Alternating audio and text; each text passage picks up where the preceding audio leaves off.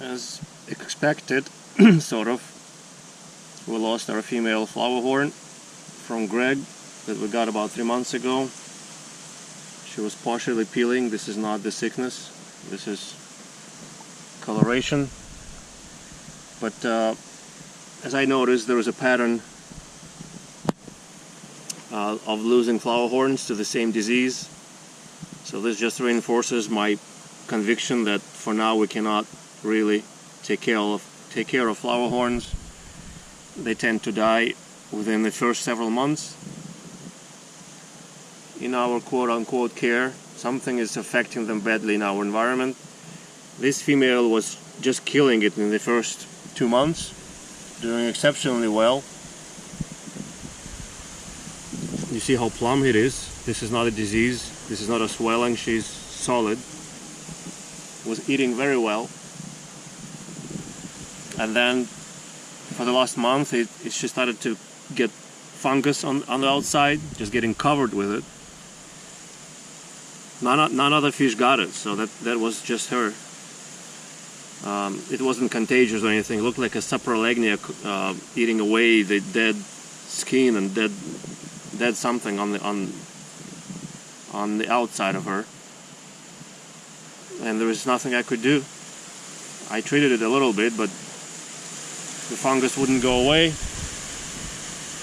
So she came from Greg again when he donated a bunch of fish to us.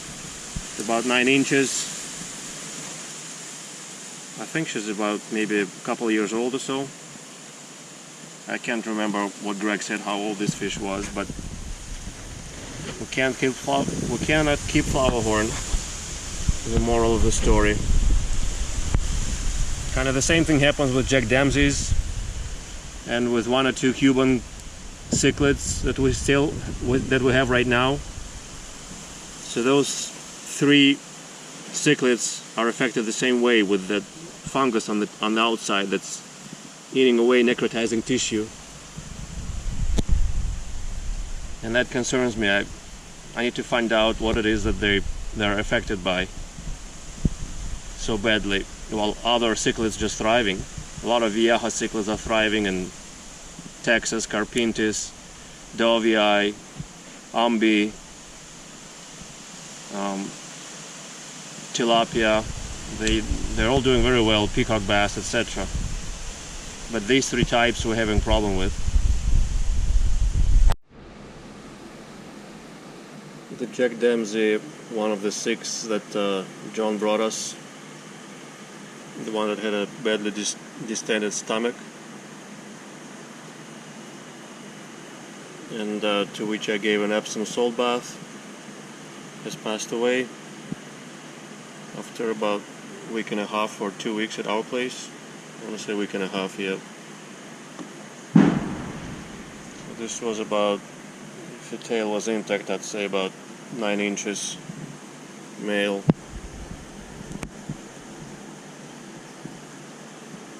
This looks rather not soft, not even like liquid. I would say this is something between liquid and flesh by the feeling. Since we didn't have it so long, I don't feel like cutting it up and cutting it open and trying to determine what this is.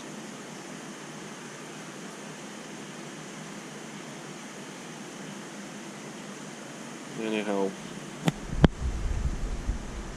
that's that. Well, my curiosity got the best of me, so I decided to take a look. Mostly this yellow liquid came out. So after all, this was a liquid swelling, and it looks like perhaps the liver is really enlarged,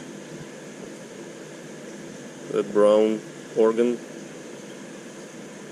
But I don't know. Other than that, it's pretty empty inside the cavity. So, for what it's worth. We lost a second of the 8 Jack Dempseys we've had. I don't know why. they're struggling. Right now I'm at a total loss. What's wrong? Maybe I should try a different tank. But they haven't even began feeding for us, and it's been, for some of them, about a month, for others a couple of weeks they've been with us. They're rescues, but they're not doing well. So this guy is probably about 4 years old, and I'd say about 8.5 inches.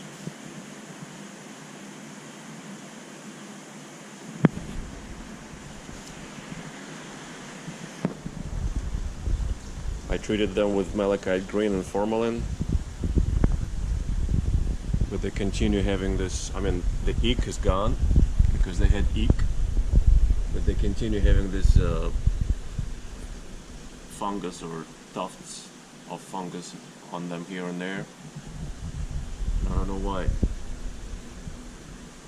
Some of them have a pretty good coverage, whether it's from the injuries from the tank mates, but they're supposed to be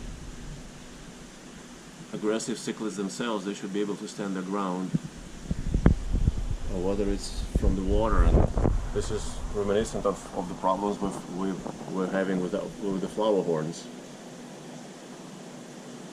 Kind of the same thing we had with the polleni, the cichlid, Heterotilapia polleni, or starry night cichlid. So it looks like there may be a problem with some pathogen present in our waters that these guys have no immunity to.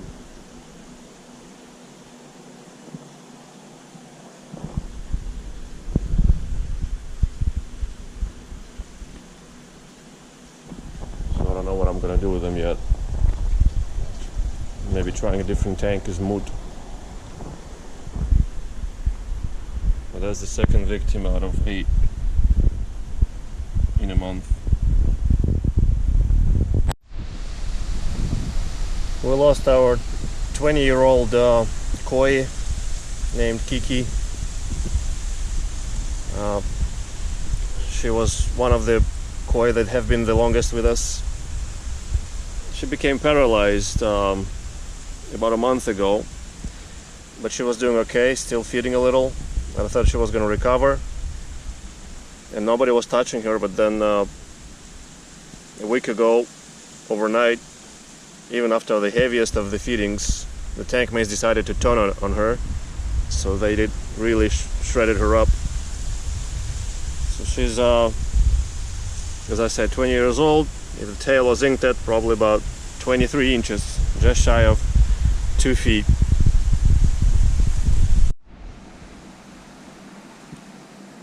All of a sudden we lost today a rescue peacock bass that came from Matt Long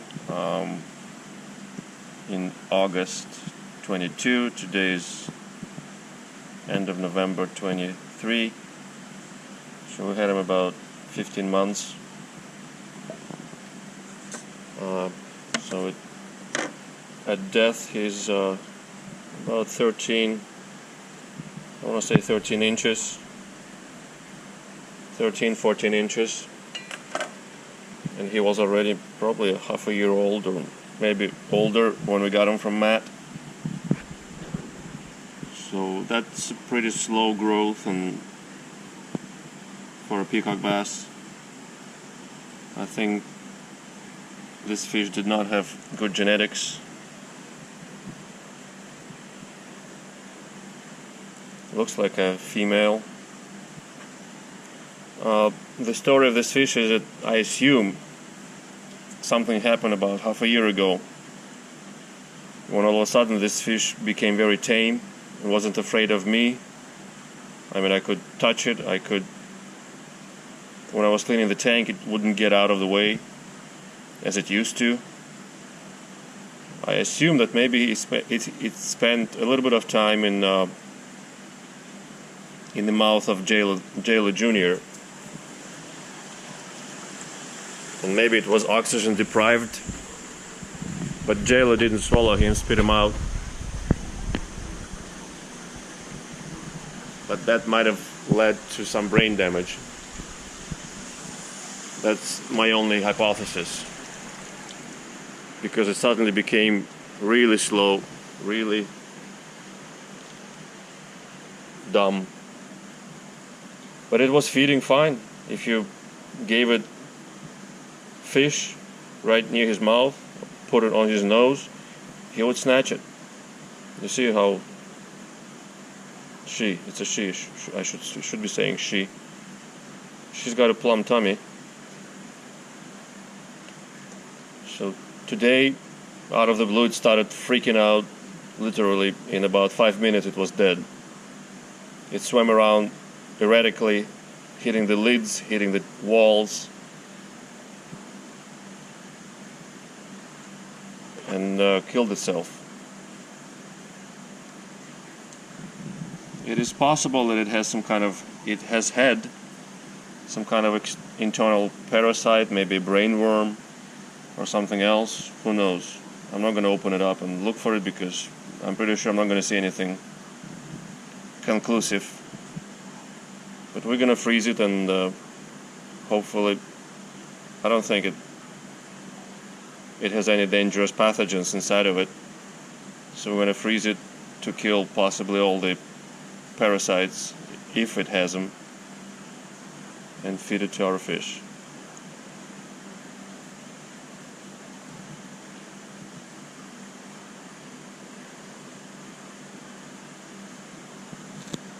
That's a little story on the rescue peacock bass. I never knew exactly its species.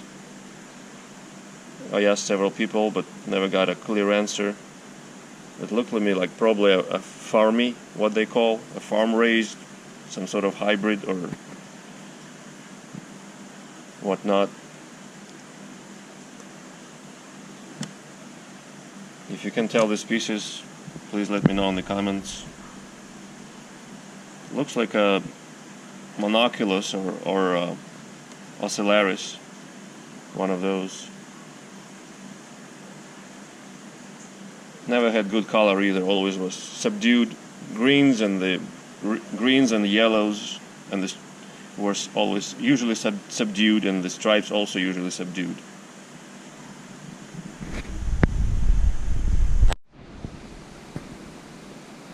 Lost this red hook. Had him about 2015. Today's 2023. 8 years. Was probably about a year old when we got him, so we'll call him 9 years. It's a female, as you can see by the long anal fin. It's been wasting away for the last 3-4 months.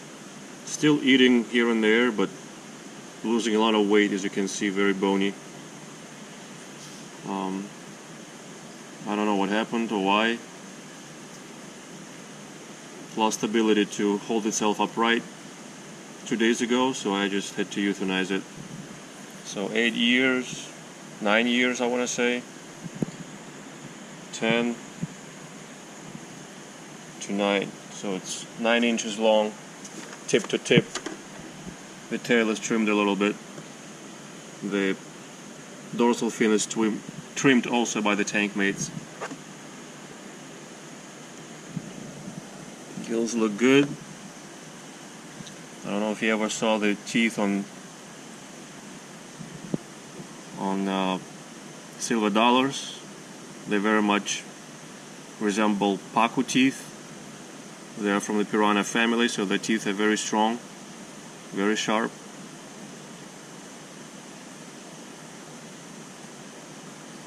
You don't want to have this fish on soft liner, or